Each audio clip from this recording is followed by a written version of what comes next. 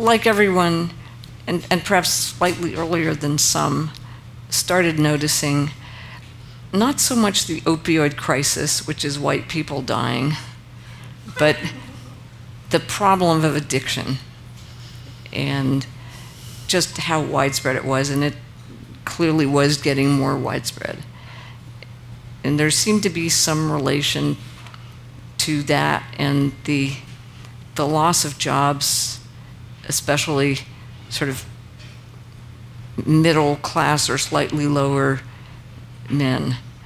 And that's Angus Deaton and the statistics and so forth. And it felt kind of familiar to me. It reminded me of Russia, where under the Soviets, there were people just doing useless jobs and drinking themselves to death.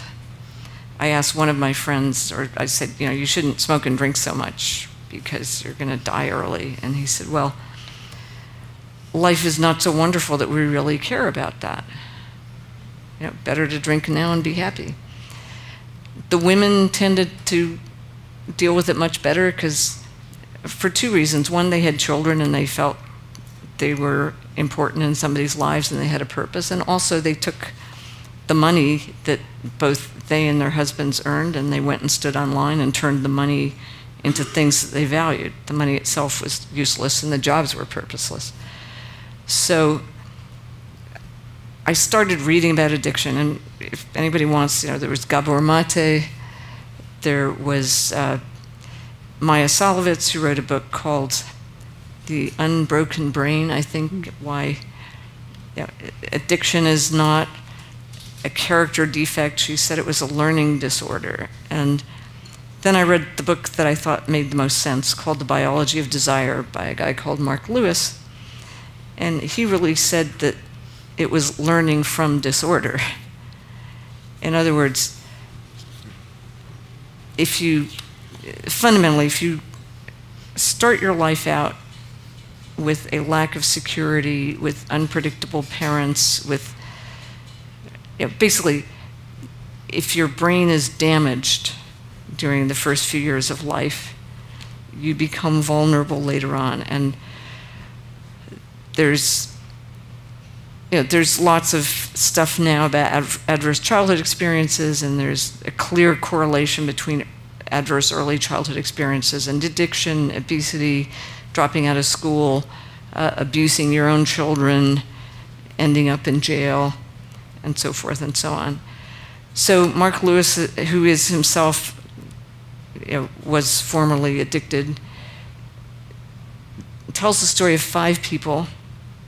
And towards the end, he says, I don't really know what my next book is going to be about, but one way or another, it's about time and, in a sense, foreshortening. You lose your peripheral vision. You're focused only on this thing you desire, that you're never satiated. You reach for it. That's the moment of desire. You get it, and you're almost immediately back into the cycle. You lose a sense of time. You lose your past that was different. You lose a sense of agency. I can have a future that's different.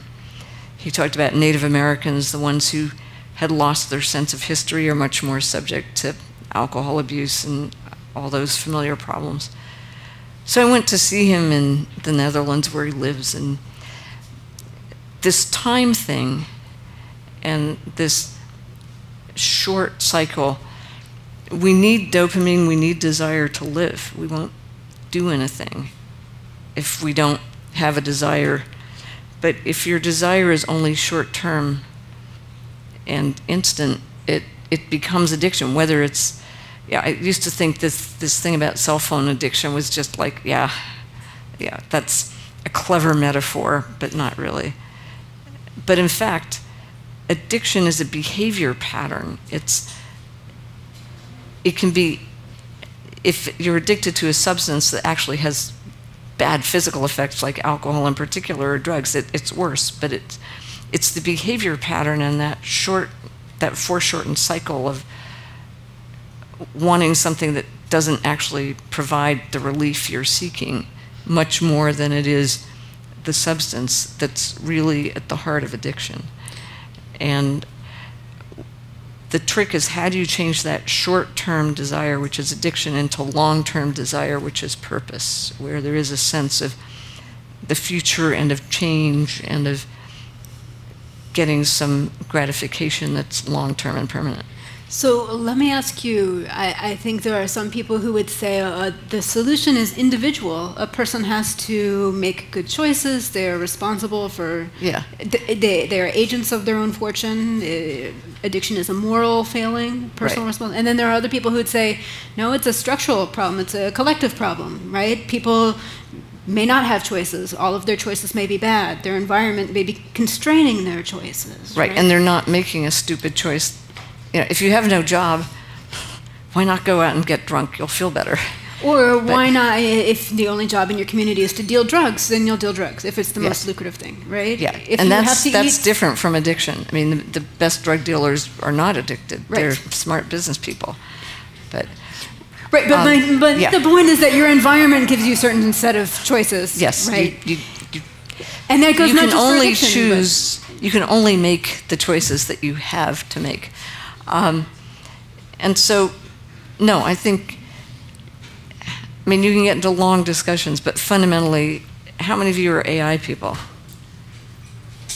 Yeah, you need a better training set for infant brains. We train our AIs. We need to figure out how to train our children's brains, not with rote training, but train them that your mother loves you and that